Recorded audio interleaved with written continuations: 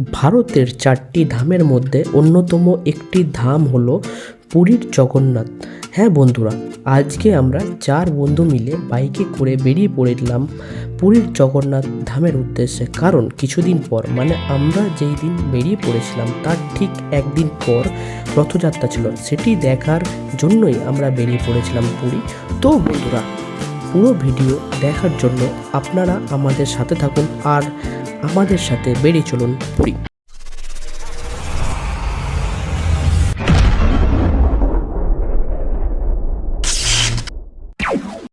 দাদা আপনি কোথায় যাবেন? কোথায় যাবেন দাদা? পুরী যাওয়া হবে। ঠিক আছে, আমরা বেরিয়ে পড়েছি। এখন বাজে 9:54। ম্যাপ এখন মারা হয়নি। ম্যাপ 9 ঘন্টা 45 মিনিট দেখাচ্ছে। চলো, রিতম আর আমরা চললাম পুরী। চলো। হ্যাঁ বন্ধুরা, আমরা ঠিক রাত 9:54 গাড়ি নিয়ে 2 বন্ধু, মানে আমি আর রিতম বাড়ি থেকে বেরিয়ে পড়েছিলাম এবং আর 2 বন্ধু আমাদের জন্য ওয়েট করছিল উলবেড়িয়া আজাদিন ধাবার সামনে। তাদের সাথে মিট করে আমরা সবাই মিলে পুরীর দিকে রওনা দেব। এই যে তারা দুজন, সানি আর রাজদীপ। এবার আমরা এদের সঙ্গে কথা বলে নেব যে ফার্স্ট আমরা কোথায় যাব। এখান দিয়ে সোজা কোথায় যাওয়া হবে? এখান দিয়ে সোজা হবে খড়গপুর। খড়গপুর থেকে ওখানে খাওয়া দাওয়া করে তারপর যাওয়া হবে জলেশ্বর। ঠিক আছে, সব কিছু ডিসকাস করার পর এবার আমরা রওনা দিলাম সোজা পুরীর জগন্নাথ ধামের উদ্দেশ্যে।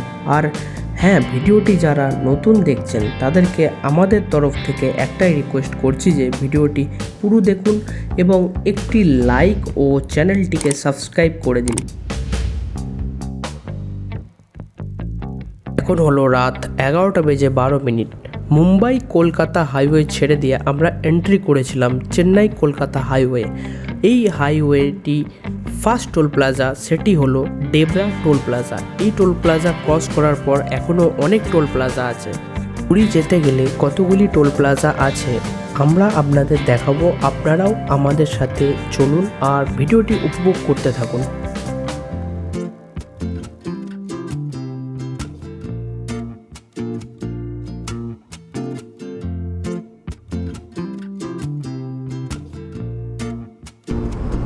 এখন ড্রাইভার চেঞ্জ হয়ে গেছে। এখন ড্রাইভার আমাদের আরেকটা বন্ধু চালাচ্ছে। কোমরে পেন হচ্ছিল বলে আমি পিছনে বসে আছি। এই টোল প্লাজাটা কিসের টোল প্লাজা ভাই? দাও দেখে নিয়ে বলে দিচ্ছি। আবার একটি টোল প্লাজা আমরা ক্রস করতে চলেছি, যেটার নাম হচ্ছে রামপুরা টোল প্লাজা। টোটাল আমরা 2টো টোল প্লাজা ক্রস করলাম। আপনারা গুনতে থাকুন আমরা কটা টোল প্লাজা ক্রস করব।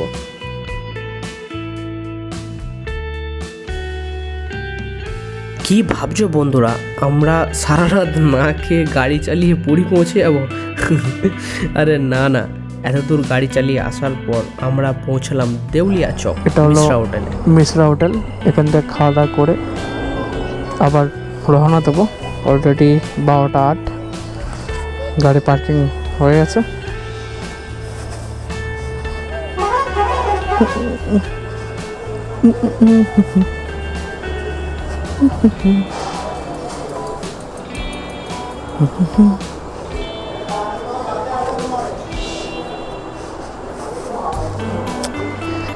হ্যাঁ, কি খাওয়া দাওয়া হবে?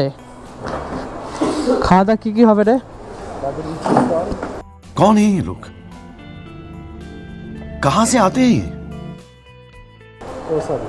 সরি বলে দিয়েছো, এটা মিম হয়ে যাবে। ঠিক আছে, তরকা রুটি অর্ডার দেওয়া হবে। ডিসিশন হলো তরকা রুটি। চলো, তরকা রুটি কীরকম টেস্ট বলা হবে অবশ্যই। চলো, তরকা রুটি অর্ডার দাও। এই যে তরকা অর্ডার দেওয়া হয়েছে, এটা হচ্ছে চিকেন রুটি। আমরা সবাই মিলে খেতে বসে গেছি। 4 প্লেট। আমাদের সানি দাদা, রাজদীপ দাদা, রিতম দাদা। আমাকে দেখতে হবে না, আমি নেই, আমি ভিডিওর মধ্যে নেই। সব কিছু এখানে আমরা রেখে দিয়েছি অলরেডি। চলো এবার খাওয়া শুরু করা যাক। কিরম টেস্ট সানি বলো খেয়ে তুমি কিরম টেস্ট আছে দেখো। তরকা একটুখানি খেয়ে দেখো আর চিকেনটা খেয়ে দেখো, টেস্ট কিরকম আছে সানি? মোটামুটি ঠিকঠাক আছে, মানে 5-এর মধ্যে 3 দেওয়া যাবে। আচ্ছা, 3 দেওয়া যাবে। তোমার দেখো তরকা, এটা হচ্ছে নতুন ফুড রিভিউয়ার। ঠিক আছে, বাট তরকাটা ঠিক আছে, চিকেনটা অতটা খাস না। ঠিক আছে, কোনো ব্যাপার না, এটাই খেয়ে নাও, যা পাওয়া গেছে এটাই খেয়ে নাও দাদা। রিতম তো কিছু বলে না, রিতম শুধু খেয়ে যাচ্ছে দমকা। দেখতে পাচ্ছ, এটা হচ্ছে আমাদের মোটু ভাই। খাওয়া দাওয়া কমপ্লিট, সানি পারফেক্ট ড্রেস পরে নিয়েছে, সব কমপ্লিট। রাত অনেকটা হয়ে যাওয়ার জন্যই আমরা তাড়াতাড়ি খাওয়া দাওয়া করে বেরিয়ে পড়েছিলাম। আর এটি ছিল 3 নম্বর টোল গেট, এটির নাম হলো লক্ষ্মণনাথ টোল প্লাজা। প্লাজা পার করার পর আমাদের গাড়ির ফিউল শেষ হয়ে যায়। সেই মুহূর্তে আমরা এই পেট্রোল পাম্প থেকে গাড়ির ফিউল ফুল ভরে নিয়েছিলাম। তারপর আমরা বন্ধুরা কিছুক্ষণ বসেছিলাম। দেখুন বসে বসে আমরা কি করেছিলাম দেখুন। এই পেট্রোল পাম্পে আমরা ফিউল আবার ভরলাম গাড়িতে। এই হচ্ছে আমাদের সবাই বসে আছে, সানি এক মনে গান শুনছে, জানি না কি শুনছে। রাজদীপ সোশ্যাল মিডিয়া ইনফ্লুয়েন্সার, হচ্ছে রিতম ভাই। রিতম, রুটিটা কিরম ছিল? তরকার রুটিটা ভালো ছিল মানে? রিতম বলছে রুটি খেয়ে ওর পেট এতটাই ভারী হয়ে গেছে, দেখতে পাচ্ছ পেটটা কিরম ফুলে আছে। আর এ সবসময় কি করবো, চিপ মারা হয়ে গেছে, যেন মনে হচ্ছে যেন সেই ড্রিঙ্ক করে এসছে, মাল খেয়ে এসছে মালটা। আর সানি তো বিন্দাস আছে, আয় রিল দেখছে। ঠিক আছে, দেখো তোমরা রিল দেখো, সবাই বিজি। একটু রেস্ট নেওয়া হচ্ছে, একটু পরে আবার স্টার্ট হয়ে যাবে আমাদের। রেস্ট হচ্ছে গাড়ি, ইঞ্জিন বহুত হিট হয়ে আছে। চলো, তেল ভরা হয়ে গেছে, এখনও টাইম দেখাচ্ছে 6 ঘন্টা 2:32। আমরা 20 মিনিট ধরে রেস্ট নিলাম, গাড়ি স্টার্ট করলাম, দিয়ে আবার স্টার্ট করে চললাম গন্তব্যস্থলের দিকে। হোটেলের লোকেশন অলরেডি মারা হয়ে গেছে। আবার একটা টোল প্লাজার সামনে আমরা চলে আসলাম। এটা প্রচণ্ড ছোট টোল প্লাজা।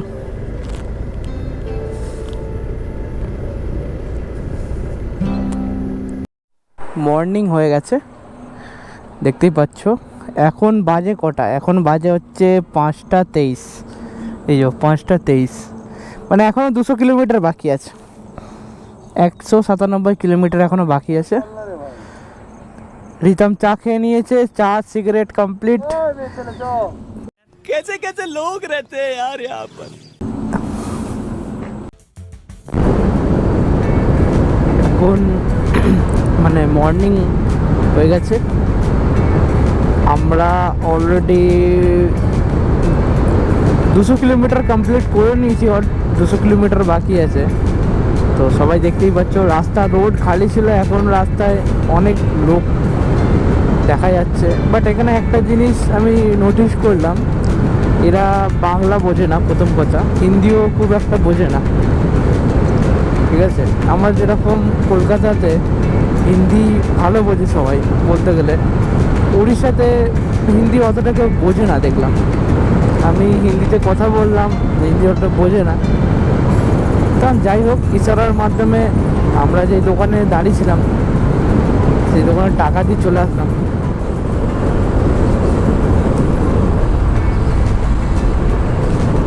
এতগুলো টোল প্লাজা, বুঝতেই পারছেন পুরীতে আসলে কতগুলো টোল পেরাতে হলো। ও এতে মনে হচ্ছে টাকা লাগে না, এতেও টাকা লাগে না, দেখতে পেরে যাও, এতেও টাকা লাগে না। কোনো কোনো টোলে টাকা লাগে, কোনো কোনো টোলে টাকা লাগে না। অলরেডি মর্নিং হয়ে গেছে, ভালোই পৌঁছে গেছি। এখান দিয়ে প্রায় 120 কিলোমিটার মতন বাকি। তো এখন আমাদের সব ডকুমেন্টস সব বার করছেন। কি বার করছে এগুলো? চার্জ শেষ হয়ে গেছে, ফোনের চার্জ শেষ হয়ে গেছে।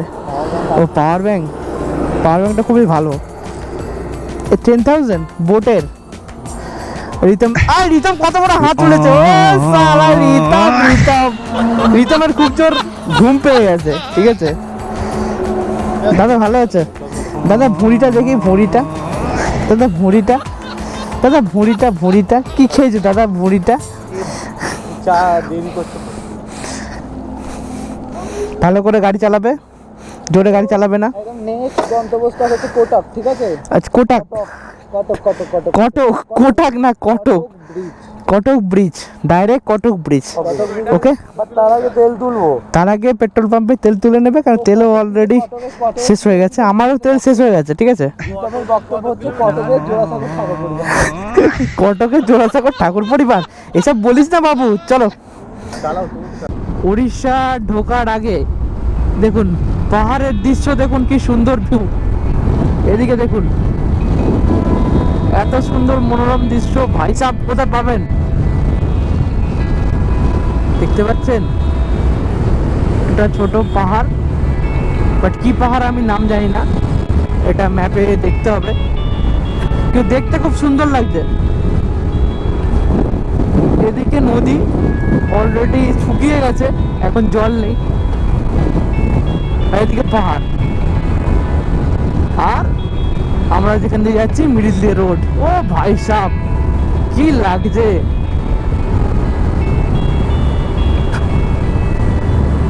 পাটপুর জায়গাটার নাম।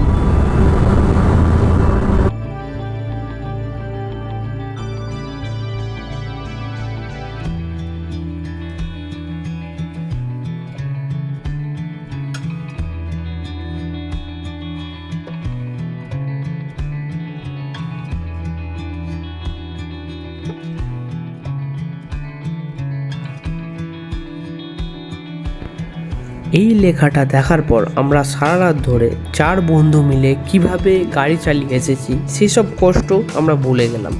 মনের মধ্যে আনন্দের অনুভূতি। হ্যাঁ বন্ধুরা, আমরা পৌঁছে গেলাম পুরী।